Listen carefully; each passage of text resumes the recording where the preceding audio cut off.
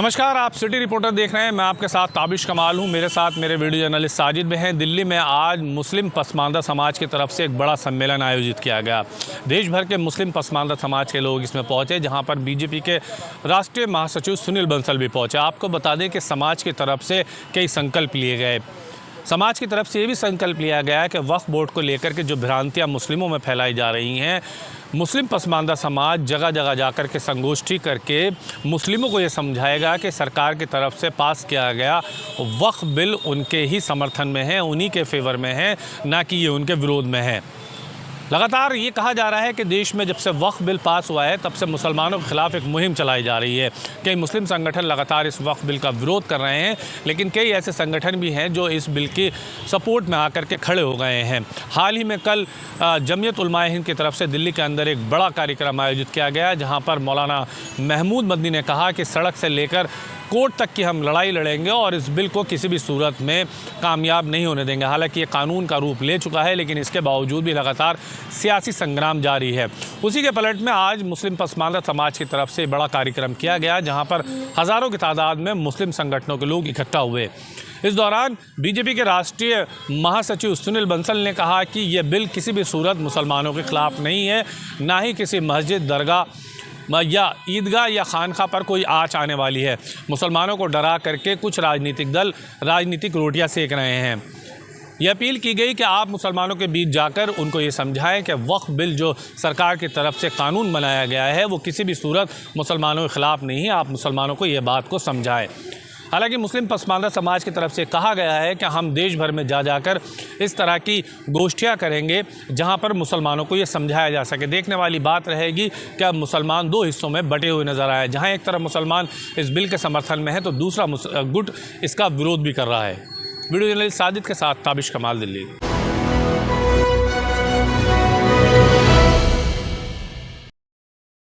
नमस्कार, city reporter देख रहे हैं आप। मेरे साथ मैं हूं संदीप गोयल।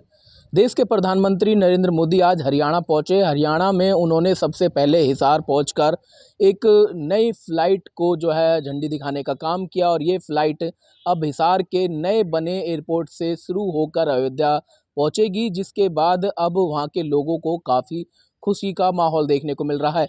तो वहीं हिसार एयरपोर्ट का उद्घाटन के बाद उन्होंने नए टर्मिनल का भी शिलान्यास किया, और उसके बाद भी रेवाड़ी को जाने वाली 4 लेन सड़क का भी शिलान्यास करने का काम किया। इसके बाद यमुनानगर में उन्होंने 800 मेगावाट का थर्मल पावर प्लांट का भी उद्घाटन करते हुए जनता को संबोधित करते हुए कहा कि अब कृष्ण की नगरी अयोध्या की नगरी से जा मिली है। हरियाणा कृष्ण की नगरी है, तो वहीं आज जो फ्लाइट हिसार से जो रवाना हुई है वो अयोध्या पहुंचेगी और श्री राम की नगरी जा मिलेगी। ऐसे में उन्होंने कांग्रेस पर भी हमला बोलते हुए कहा कि अगर वक्फ बिल मुसलमानों के हित में होता तो आज मुसलमान पिंचर नहीं लगाता होता। उन्होंने कहा कि अगर कांग्रेस मुसलमानों के इतने ही जो है हकदार बनती है, अगर उनकी वफादार बनती है, तो फिर अपना राष्ट्रीय अध्यक्ष किसी मुसलमान को क्यों नहीं बना देती। इस दौरान उन्होंने कहा कि वक्फ बिल लगातार जो है मुसलमानों का जो शोषण करता आया हुआ है, और सरकार अब इसको बदल कर मुसलमान के गरीब परिवारों से लेकर उनको हक दिलाने का काम करेगी। पिछले दिनों से जो है वक्फ कानून को लेकर विरोध प्रदर्शन जो है देखने को मिल रहे थे। ऐसे में उन्होंने अब कांग्रेस पर हमलावर होते हुए कहा कि कांग्रेस इसका विरोध कर रही है, और 2013 तक जो ये मामला था वो लगातार कानून था वो चलता आया था, लेकिन 2013 में कांग्रेस ने वोट पाने के चक्कर में इसमें कुछ संशोधन करने के काम किए। लेकिन अगर मुसलमानों के हक में कांग्रेस होती तो फिर आखिर क्यों आज भी मुसलमान गरीब रह जाता। ऐसे में उन्होंने अब सीधे तौर पर हरियाणा को नए प्रगति के आयामों का जो है आज शिलान्यास करने का काम किया है, और अब से लगातार हिसार से अलग अलग राज्यों के लिए फ़्लाइट भी उड़ना शुरू हो गई हैं। तो वहीं अब जो दूसरा टर्मिनल था उसका भी जो है शुभारंभ किया गया है, और वो भी जल्द बनकर वहाँ से कमर्शियल और जो अन्य फ़्लाइटें हैं वो भी शुरू कर दी जाएंगी। ऐसे में आज का दिन हरियाणा वासियों के लिए काफ़ी महत्वपूर्ण रहा। अब देखने वाली बात यह होगी कि समय रहते इन तमाम प्रोजेक्टों को कब तक हरियाणा सरकार पूरा करके हरियाणा वासियों को समर्पित करती है। सहयोगी राकेश के साथ संदीप गोयल, जग 24/7 न्यूज़, फरीदाबाद।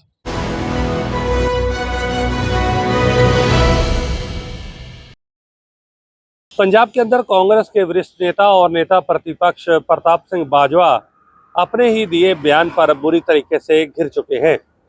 2 दिन पहले प्रताप सिंह बाजवा ने पंजाब के अंदर लगातार हो रहे ग्रेनेड हमलों और पंजाब की मौजूदा कानून व्यवस्था की स्थिति को लेकर एक बड़ा बयान दिया था, जिसमें उन्होंने कहा था कि पंजाब के अंदर 50 से ज़्यादा बम पाकिस्तान की तरफ से भेजे जा चुके हैं और इसमें से 18 ग्रेनेड या बम पंजाब में फट चुके हैं, लेकिन बाकी बम अभी भी पंजाब के अंदर मौजूद हैं, जिनको पंजाब पुलिस ट्रेस नहीं कर सकी और आने वाले दिनों के अंदर पंजाब के अंदर फिर से बड़े धमाके हो सकते हैं।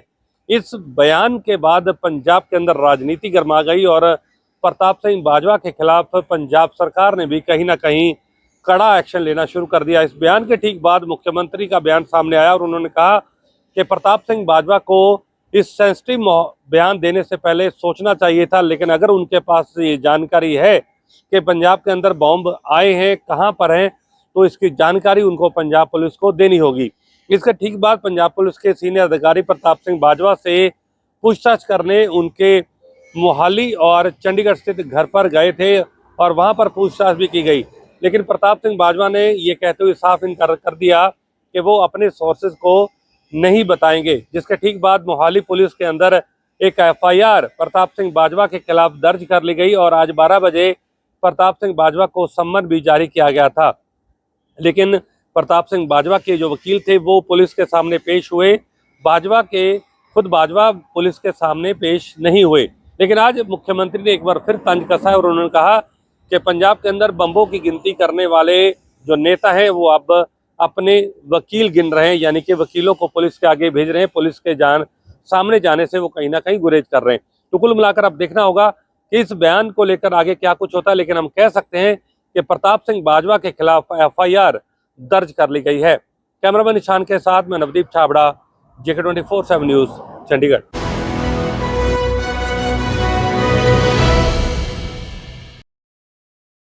दोस्तों, स्वागत है आपका हमारे विशेष प्रोग्राम सिटी रिपोर्टर में और मैं देहरादून से धीरेन्द्र प्रताप सिंह आपके सामने हाजिर हूँ बड़ी खबर लेकर के।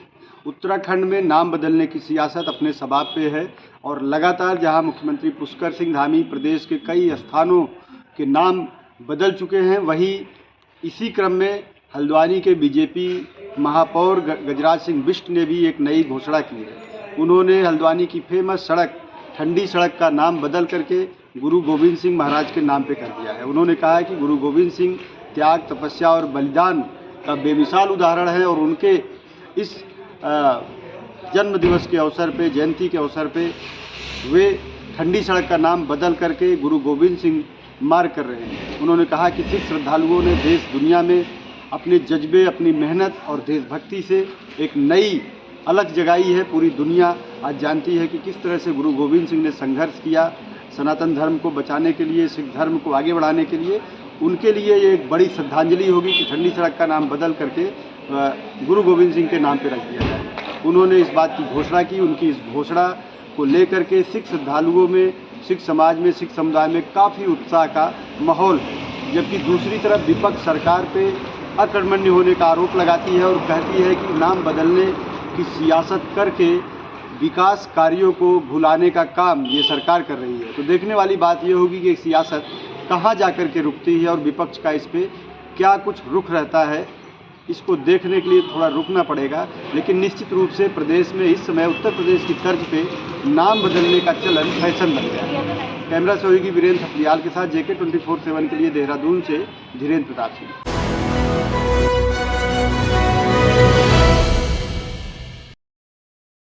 लखनऊ विकास प्राधिकरण LDA में हर जोन में अवैध निर्माण हो रहे हैं। अवैध निर्माण रोकने में असमर्थ हैं AEJ और जोनल अधिकारी। हर पतली गलियों में, हर रोड पर अवैध निर्माण देखने को मिल जा रहे हैं, जो शहरी नियोजन एक्ट 1973 के विपरीत, मानकों के विपरीत और ख़ास तौर पे जो वाद चलता है LDA न्यायालय में, उसमें सीलिंग के आदेश, ध्वस्तीकरण के आदेश कंप्लाइंस नहीं करते AEJ, जिसकी वजह से इस तरह के अवैध निर्माण मुकम्मल हो जाते हैं और आखिरी में ख़रीदार जो ख़रीदता है उसको पता नहीं होता है कि इसका वाद न्यायालय में चल रहा है और बाद में ख़रीदार को एक कोर्ट का नोटिस मिलता है, तब उसकी आंखें खुलती हैं और तब वो बिल्डर से राब्ता कायम करता है। तो बिल्डर तब तक करोड़ों रुपए की ठगी करके फ्लैट्स, कमर्शियल अपार्टमेंट, प्लाटिंग या डेवलपर जिस तरह से अवैध चीज़ों को बेच के निकल जाता है और झेलता ख़रीदार है। तो ख़रीदार को ये चाहिए हमेशा वो एलडीए न्यायालय से एनओसी ज़रूर ले लें कि वो जो फ्लैट या कमर्शियल बिल्डिंग या प्लाट ख़रीद रहा है कहीं वाद तो कोर्ट में संचालित नहीं है, क्योंकि अगर वाद संचालित है कहीं ना कहीं वो कानून की निगाहों में है और कहीं ना कहीं कोई अगर आदेश कोर्ट का पास है तो जाहिर सी बात है वो कहीं ना कहीं कोर्ट के घेरे में है। इस तरह की चीज़ों को छुपा कर रजिस्ट्री में बिल्डर लिख देता है वाद विवाद से ग्रस्त नहीं है, जो इनवैलिड रजिस्ट्री है, अगर कोई इसके ऊपर आपत्ति कर देगा तो वो रजिस्ट्री खारिज हो जाएगी, क्योंकि न्यायालय में वाद चल रहा होता है। उसको छुपा कर बिल्डर या प्रॉपर्टी डेवलपर्स बेच देते हैं खरीदारों को। सबसे अहम चीज़ इस तरह की शिकायतें जब कोर्ट के आर्डर को कंप्लाइंस करने में विफल हो रहा है, फेलियर हो रहा है जोनल अधिकारी एईजेई, तो अब दोबारा मंडल आयुक्त रोशन जैकब ने इन केसेस को अपने हाथ में लिया और तमाम जोनल अधिकारियों से फाइलें तलब की है कि आखिरकार कोर्ट के आदेशों को कंप्लाइंस करने में क्यों विलम्ब किया जा रहा है। इन साठगांठ की गठजोड़ को समझने के लिए रोशन जैकब ने कई जांचें बैठा दी हैं और रोशन जैकब की निगाहें ख़ासतौर पे हर जोनल पे हैं कि कहीं अवैध निर्माण अगर हो रहा है, उनकी शिकायतें उन तक पहुंचती हैं तो त्वरित तरीके से रोशन जैकब मंडल आयुक्त उस पर कार्रवाई करती हैं और बाकायदा जो विहित प्राधिकारी हैं उनसे कह के ध्वस्तीकरण का आदेश भी न्यायालय से पारित करवा देती हैं। सबसे अहम चीज़ ये है कि रोशन जैकब ने कई एईजेई पे पैनी निगाह रखी हैं और उनकी फाइलों को जांच की जा रही है। आकर शिकायतें होने के बाद भी इन एईजेई ने पर्टिकुलर किसी उक्त प्रकरण में क्यों नहीं कार्रवाई की। अगर कार्रवाई नहीं हो रही है तो वो सब एईजेई जांच के दायरे में। अब देखने वाली बात है रोशन जैकब की सख्ती के बाद क्या अवैध निर्माण शहर में रुक पाएगा या नहीं रुक पाएगा। कैमरा पर्सन किशन के साथ रज़ा अब्बास, लखनऊ, जेके न्यूज़।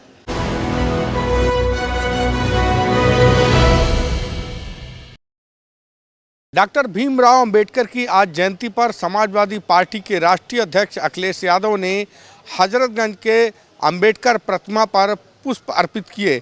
साथ ही साथ उन्होंने तमाम अपने पार्टी के नेताओं के साथ बीजेपी पर जमकर हमला बोला। साथ ही साथ उन्होंने ये कहा अखिलेश यादव ने कि जिस तरह से करणी सेना नहीं, ये बीजेपी की सेना है और कहीं ना कहीं बीजेपी का सपोर्ट है ऐसी सेना के ऊपर। और शायद यही वजह है कि अखिलेश यादव ने कहा कि जिस तरह से आगरा में तमाम तलवारें और असलहे लहराए गए, इस बात से आप समझ सकते हैं कि किस तरह की ये सेना है। इस सेना के पीछे का जो संचालन करता है वो बीजेपी है। इस तरह के आरोप समाजवादी पार्टी के राष्ट्रीय अध्यक्ष अखिलेश यादव ने लगाए। जिस तरह से अंबेडकर की आज जयंती पर तमाम नेताओं के साथ हजरतगंज के जो अंबेडकर प्रतिमा है वहाँ पर पुष्प उन्होंने अर्पित किया, उसके बाद से जमकर उन्होंने हमला बोला है। तो सीधे तौर पे समझा जा सकता है कि जिस तरह से उन्होंने करणी सेना को लेकर बीजेपी की सेना को बताया है, तो समझा जा सकता है कि आखिर जो भी प्रदर्शन हुए उसका किस तरह से प्रशासनिक स्तर पे उसको अनुमति मिली। ये तमाम बड़े सवाल हैं जो अखिलेश यादव ने कहा। इस बात से एक बात साफ हो जाती है, इस करणी सेना यानी ये बीजेपी की सेना है और कहीं ना कहीं इसे पूरा काम करने का जो श्रेय है, जो निर्देश है, वो बीजेपी की तरफ से मिलता है। और शायद यही वजह है कि उन्होंने ये भी कहा कि अगर हमारे सांसद के ऊपर कुछ होता है तो जो संविधान को मानने वाले लोग हैं वो क्या सोचेंगे। तो संविधान बड़ा है या ये कोई सेना बड़ी है, ये तो समझने वाली बात है। कैमरामैन किशन के साथ उमेश मिश्रा, JK 24/7, लखनऊ।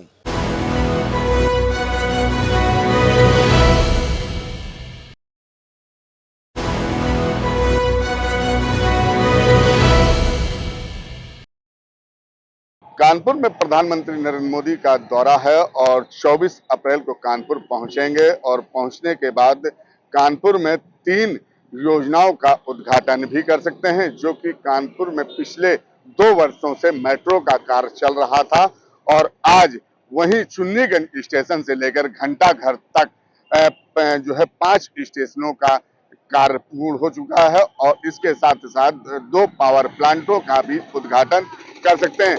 नवेली पावर प्लांट जो कि घाटमपुर में है उसका भी उद्घाटन कर सकते हैं और पनकी पावर प्लांट का उद्घाटन भी कर सकते हैं। आपको बता दें, तीनों योजनाओं का उद्घाटन करने के बाद विशाल जनसभा को संबोधित भी करेंगे, जो कि कानपुर में ये विशाल जनसभा संबोधित करने का प्रोग्राम लगा है। और वही उसी को देखते हुए कानपुर प्रशासन या कमिश्नरेट के आला अधिकारियों ने पूरी तैयारियों में जुटे हुए हैं। आपको साथ ही साथ बता दें कि 16 अप्रैल को मुख्यमंत्री योगी आदित्यनाथ का भी कानपुर में दौरा है, जो कि इसी विषय को लेकर समीक्षा बैठक भी करेंगे और चर्चाएं भी की जाएंगी कि किसी तरीके से जो प्रधानमंत्री का दौरा है उसमें किसी तरीके से कोई आपदा ना हो। हर तरीके से अधिकारियों के साथ बैठ के एक मीटिंग की जाएगी और जो बात की जाएगी, जैसे भी प्रधानमंत्री नरेंद्र मोदी का पिछली बार कानपुर के निराला नगर में जनसभा संबोधित किया था और इस वर्ष जो अब 24 अप्रैल को कानपुर पहुंचेंगे, यहाँ देखने वाली बात यह है कि निराला नगर में जनसभा संबोधित कर सकते हैं कि सीएसए में जनसभा संबोधित करेंगे, क्योंकि अधिकारियों का तो दोनों जगह ही निरीक्षण करने में जुटे हैं और पूरी तैयारियां कर चुके हैं, ताकि हर तरीके से कहा जाए कि जब जिस जगह यहाँ जनसभा संबोधित करने का तैयारियां की जा रही हैं उसी जगह हेलीपैड भी बनाया जाएगा। हर तरीके से प्रशासन पूरी तरीके से मुस्तैद रहेगा और वहीं से जो उद्घाटन भी करेंगे जिस तरीके से प्रशासन ने पूरी तरीके से तैयारियों में कर चुके हैं। जी, आपको बता दें कि सहयोगी के साथ सुनील कुमार जी के रिपोर्ट न्यूज कानपुर।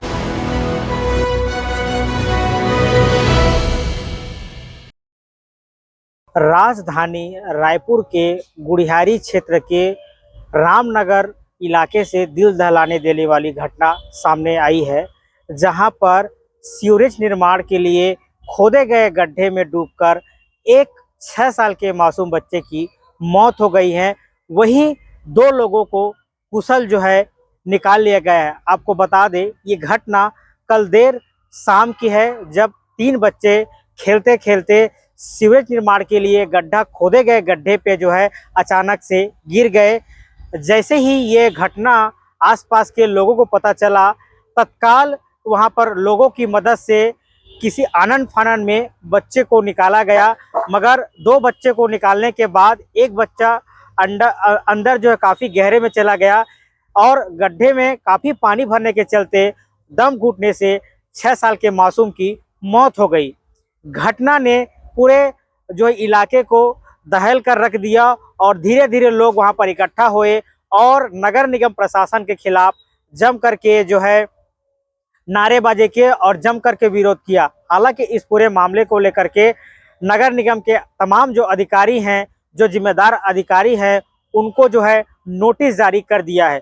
वहीं इस पूरे मामले को लेकर के पूर्व विधायक जो है, उनके नेतृत्व में जो है आज मोहल्ले वासियों ने जो है जमकर के विरोध किया और तमाम प्रकार के आरोप भी लगाए। वहीं इस पूरे मामले को लेकर के मुख्यमंत्री विष्णुदेव साय ने पीड़ित परिवार को मुआवजे के रूप में जो है 4 लाख रुपया देने की बात कही। इसके साथ ही जो घायल 2 बच्चे हैं उनको भी जो है सकुशल के साथ साथ में विशेष डॉक्टरों की निगरानी में रखने की बात की गई और जो इस मामले पर आरोपी हैं उन पर भी कार्रवाई की बात कही। अक्सर ऐसा देखा जाता है कि नगर निगम प्रशासन के द्वारा कई ऐसे गड्ढे खोदे जाते हैं और खोद करके ये पाटना भूल जाते हैं, जिसके द्वारा ऐसे कई घटना राजधानी रायपुर में और जो है घट चुकी है। हालांकि कहीं न कहीं बड़ी लापरवाही यहाँ पर जरूर सामने आई है, मगर क्या नोटिस जारी कर कोरम सरकार जो है, प्रशासन जो है कोरम पूरा कर रही है कि वाकई उन पर कार्रवाई होगी या नहीं, ये तो देखने वाली बात होगी। कैमरामैन सोनू के साथ शंभू रहे, JK24 न्यूज रायपुर।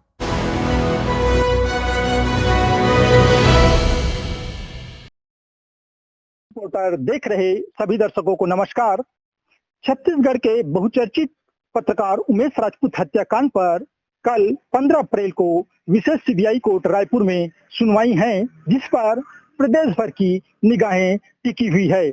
बता दें कि 23 जनवरी 2011 को छत्तीसगढ़ के गरियाबंद जिले के शूरानगर के निवासी पत्रकार उमेश राजपूत की महज थाने से कुछ ही फरलांग की दूरी पर रिहायशी इलाके में उनके निवास पर 5 लोगों की उपस्थिति में गोली मारकर हत्या कर दी गई थी। इस घटना की जांच स्थानीय पुलिस ने 4 वर्षों तक की, लेकिन अपराधियों के पकड़ में नहीं आने के चलते परिजनों ने हाई कोर्ट में याचिका लगाकर सीबीआई जांच की मांग की थी, जिस पर हाई कोर्ट ने सीबीआई जांच हेतु आदेश किया और यह केस पिछले लगभग 10 वर्षों से सीबीआई के पास लंबित है। इस हत्याकांड में पुलिस ने 7 संदेहियों का ब्रेन मैपिंग टेस्ट भी कराया था, जिसमें कुछ राजनीतिक पार्टी से जुड़े नेताओं एवं प्रभावशाली लोगों का नाम सामने आया था। वहीं सीबीआई ने घटना के समय उसके घर में उपस्थित एक पत्रकार को सीबीआई रिमांड पर भी लिया था, लेकिन सीबीआई अधिकारियों की माने तो उन्होंने सीबीआई कस्टडी में आत्महत्या कर ली थी। वहीं स्थानीय पुलिस के ऊपर भी इस घटना में एक बड़ा आरोप लगा है, जिसमें स्थानीय पुलिस थाने में इस हत्याकांड से जुड़े कुछ महत्वपूर्ण साक्ष्य गायब मिले हैं। अब पिछले 15 वर्षों से इसकी सुनवाई और जांच चल रही थी। अब आने वाले दिनों में यह देखना होगा कि 15 साल बाद इस हत्याकांड में क्या फैसला आता है और उमेश राजपूत के परिजनों को न्याय मिल पाता है या नहीं। JK24 के लिए छत्तीसगढ़ गरियाबंद से कैमरामैन आत्मा ठाकुर के साथ वीडियो जर्नलिस्ट परमेश्वर राजपूत।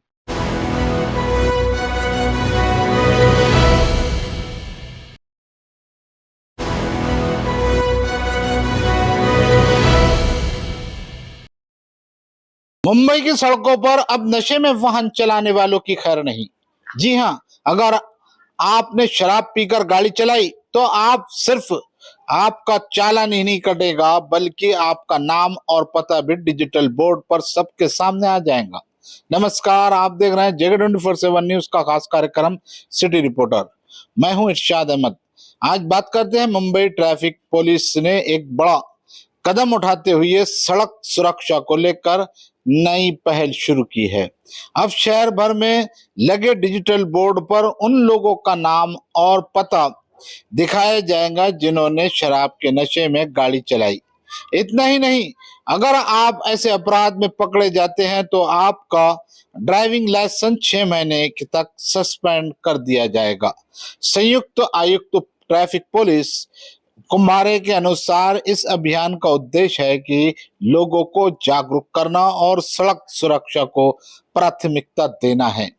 बीते 9 दिनों में खासतौर से ट्रैफिक पुलिस ने जो कार्रवाइयां की है उसमें 63 शराबी वाहन चालकों के खिलाफ केस दर्ज किया गया है। इन सभी के नाम, पते और उनके खिलाफ हुई कार्रवाई को सोशल मीडिया पर भी सार्वजनिक किया गया है। शराब पीकर वाहन चलाना सिर्फ कानून का उल्लंघन नहीं, बल्कि किसी की जान लेने जैसा अपराध है। एक छोटी सी लापरवाही से जो है खासतौर से किसी की जिंदगी खत्म कर सकती है। भारतीय न्याय संहिता की धारा 125 के तहत ऐसे मामलों में 3 महीने तक की जेल या 2500 रुपए तक का जुर्माना या दोनों सजा दी जा सकती है। और अगर कोई बार बार ऐसी हरकत करता है तो उसका लाइसेंस और लंबे समय तक के लिए रद्द किया जा सकता है। तो अगली बार अगर आप नशे की हालत में गाड़ी स्टार्ट करने की सोच रहे हैं तो याद रखिए, अब कैमरा और कानून दोनों आपकी निगरानी में है। सड़कें सुरक्षित होंगी तो तभी शहर चलेगा सुरक्षित। सेफ ड्राइव करें, स्मार्ट ड्राइव करें। कैमरा पर्सन बाकिर अंसारी के साथ मैं इरशाद अहमद, JK24/7 न्यूज, मुंबई।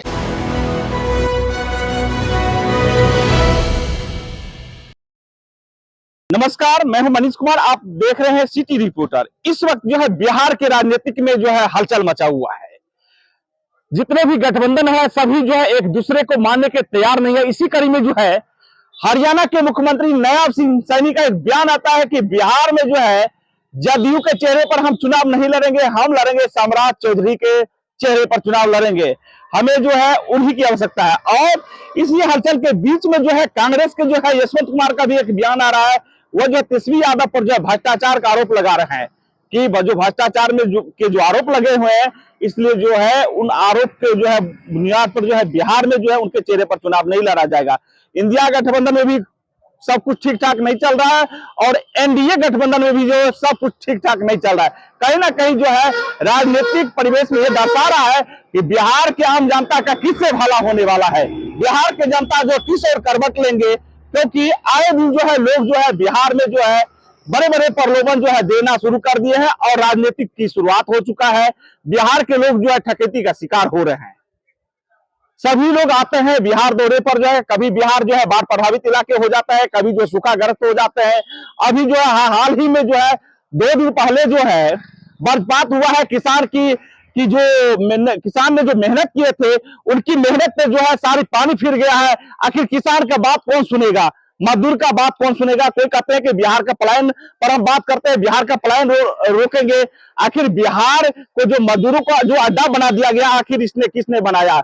जंगल राज के नाम पर जो है आए हुए थे नीतीश कुमार जी, फिर जंगल राज के नाम पर जो है बिहार के कानून व्यवस्था पर भी दर्शा रहा। आखिर बिहार में जो अभी जो लॉ एंड ऑर्डर क्या चल रहा है, बिहार का कानून व्यवस्था क्या है, क्या बिहार के आम जनता जो है अपने आप में जो है सुरक्षित महसूस कर रहे हैं, क्या बिहार में जो है पदाधिकारी जो अपने आप को सुरक्षित महसूस कर रहे हैं। कहीं ना कहीं जो अभी जो है एनडीए सरकार है, इस पर भी जो कहीं ना जो है निशानियां जो है जनता साध रहे हैं कि आखिर जो है हम लोग जाए तो जाए कहां, आखिर बिहार का भविष्य हम किसके हाथ में सौंपे, बिहार का भला कौन कर सकता है।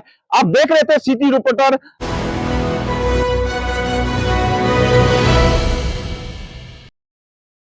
उत्तर प्रदेश के कासगंज में हुए मंगेतर के सामने गैंगरेप के मामले में कासगंज पुलिस ने अब तक 8 आरोपियों को गिरफ्तार किया है। वहीं अब तक जो 2 आरोपी हैं वो फरार बताए जा रहे हैं। हालांकि कासगंज पुलिस का दावा है कि जो फरार और आरोपी हैं उनको जल्द गिरफ्तार कर सलाखों के पीछे भेज दिया जाएगा। आपको बता दें कि गैंगरेप के आरोपियों में एक भारतीय जनता पार्टी का नेता भी बताया जा रहा है। वो करीब 15 साल से भाजपा से जुड़ा है और भाजपा के पूर्व सांसद और जो विधायक हैं उनका भी करीबी बताया जा रहा है। इसको लेकर विपक्ष लगातार भाजपा पर निशाना साध रहा है।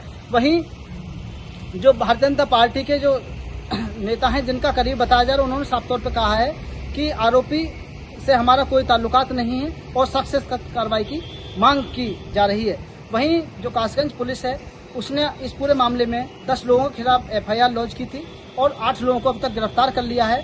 आपको बता दें कि बीते 10 अप्रैल को जो नाबालिग युवती थी मंगेतर अपने पति के साथ जिला आपूर्ति कार्यालय राशन कार्ड बनवाने के लिए गई थी। जैसे ही वहां से लौट रही थी तो नहर पर जो है कुछ दबंगों ने उसको घेर लिया और वहां उसके साथ मारपीट की और झाड़ियों में ले जाकर बारी बारी से दरिंदगी को अंजाम दिया, जिसके बाद पीड़िता बहुत सहम गई और उसने ये पूरी घटना अपने परिजनों को बताई। जिसके बाद परिजन स्थानीय थाने पहुंचे और उन्होंने आरोपियों के खिलाफ लिखित में तहरीर दी।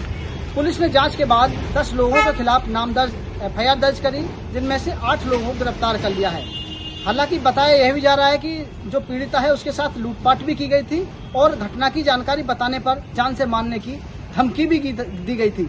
इसको मामले को लेकर जो कासगंज के एसपी हैं अंकिता शर्मा, उन्होंने साफ तौर पे कहा है कि आरोपी कोई कितना ही रसूख वाला हो, कोई बर्दाश्त नहीं की जाएगी और साथ ही साथ कड़ी से कड़ी कार्रवाई की जाएगी। कासगंज से JK 24/7 न्यूज के लिए परवेंद्र लोधी।